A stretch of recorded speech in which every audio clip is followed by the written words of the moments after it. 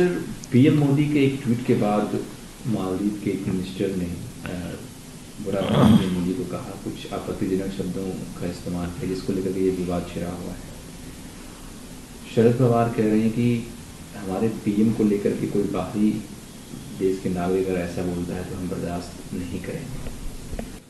देखिए, देश का प्रधानमंत्री होता है। हमारे देश के प्रधानमंत्री के ऊपर कोई भी विदेशी व्यक्ति, विदेशी कोई किसी सरकार का कोई राष्ट्राध्यक्ष या मंत्री कोई अगर अभद्र टिप्पणी करता है तो संपूर्ण देश उसके खिलाफ है। लेकिन खास बात यह है कि जब लक्षद्वीप की जनता के ऊपर उनके कल्चर और उनकी जो धरोहर को उजाड़ा जा रहा था, उस वक्त ये ट्रोल आर्मी कहां थी? संपूर्ण देश प्रधानमंत्री जी के साथ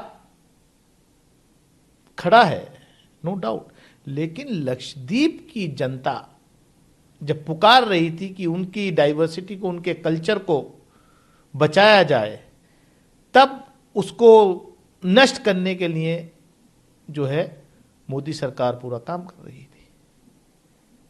और जहां तक विदेशी लोगों का मामला है, वो कोई भी हो, भारत उस मामले में देश इकट्ठा है और रहा, ये हमारी परंपरा रही है। और खासतौर से हम लोग उस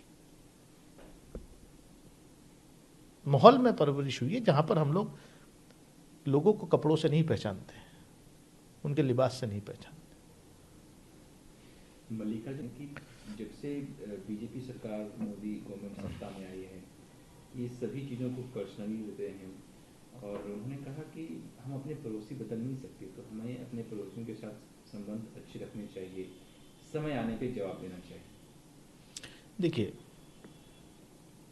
आप अपनी चॉइस से अपना पड़ोसी तो बदल नहीं सकते जी। और ना चाहने के बावजूद भी उसके पड़ोस में रहना पड़ रहा है, वो कितना ही भी खराब, कितना ही भी बदतमीज, कितना ही भी बड़ा दुश्मन क्यों ना हो। तो ये तो हमारी चॉइस नहीं है, ये तो जो ज्योग्राफिकल बाउंड्रीज हैं, ये तो रियलिटी है। और भारत की हमेशा ये कोशिश रही है कि अपने पड़ोसी मुल्कों के साथ अच्छे संबंध रखें, लेकिन अनफॉर्चुनेटली इस वक्त कुछ ऐसा माहौल है कि चारों तरफ से हमारे पड़ोस के मुल्कों से रिश्ते उतने बेहतर नहीं हैं जितने होने चाहिए। और जो हमारे पड़ोस के मुल्क थे, चाहे नेपाल हो, भूटान हो, श्रीलंका हो, मालदीव्स हो, उसमें चाइना का पेनिट्रेशन ज़्यादा बढ़ गया है, जो चिंता का विषय है। ठीक है, पाकिस्तान के साथ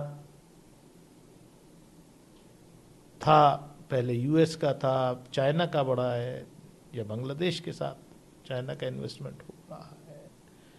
तो कहीं ना कहीं हमें अपनी विदेश नीति को और स्ट्रॉन्ग करने की ज़रूरत है, बजाय इसके कि हम ट्विटर पे जाकर के जो ट्रोल आर्मीज हैं उनका सहयोग लेकर के उनको जवाब दें। वो नहीं है, हमें डिप्लोमेटिक फ्रंट पे जो है जवाब देना पड़ेगा।